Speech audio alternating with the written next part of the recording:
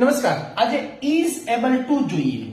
હી પહેલા સ્થાન ઉપર, પછી ઇઝ એબલ ટુ ક્રિયા તરીકે સિંગ અને સોંગ કર્મ તરીકે. હી એટલે તે, સોંગ એટલે ગીત, સિંગ એટલે ગાવા, એબલ ટુ એટલે સક્ષમ, ઇઝ એટલે છે.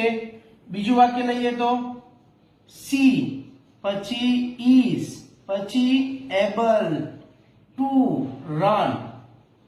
ચાલો, સી એટલે તેણી, રન એટલે દોડવા, એબલ ટુ એટલે સક્ષમ છે.